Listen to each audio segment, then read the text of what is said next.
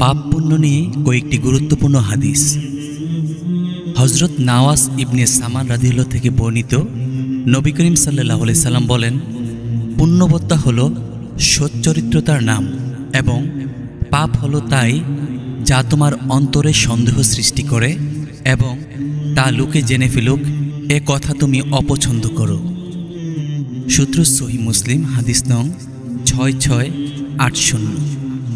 ইবনে মাবাদ রাদিয়াল্লাহু থেকে বর্ণিত, তিনি বলেন, আমি আল্লাহ রাসূল সাল্লাল্লাহু আলাইহি সাল্লামের নিকট এলাম।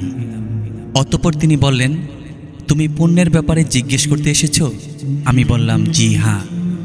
তিনি বললেন, তুমি তোমার অন্তরকে জিজ্ঞাসা করো।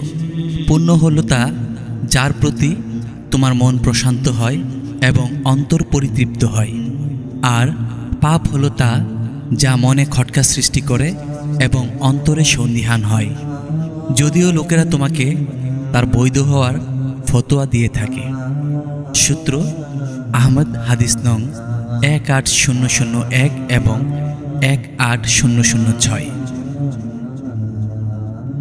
হযরত উকাবা বিন আমির রাদিয়াল্লাহু থেকে বর্ণিত, তিনি বলেন, আল্লাহ রাসূল সাল্লাল্লাহু আলাইহি সাল্লাম বলেছেন, যে ব্যক্তি কোনো পাপ করার পরপরই পুণ্যকর্ম করে, সেই ব্যক্তির উপমা একজনের মতো যার দেহে ছিল সংকীর্ণ বর্ম, যা তার শ্বাস রোধ করে ফেলেছিল।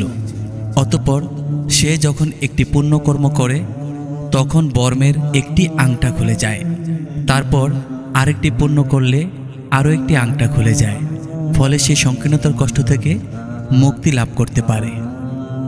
সূত্র আহমদ, হাদিস নং 17307, তাবারানী, হাদিস নং 14202।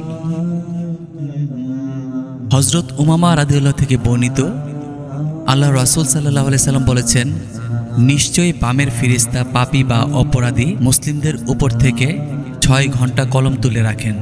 অতঃপর সে যদি পাপে অনুতপ্ত হয়ে আল্লাহর কাছে ক্ষমা প্রার্থী হয় তাহলে তা উপেক্ষা করেন, নচেত একটি পাপ লেখা হয়। সূত্র সহিহুল জামে, হাদিস নং 2097, বাইহাকি, হাদিস নং 7051।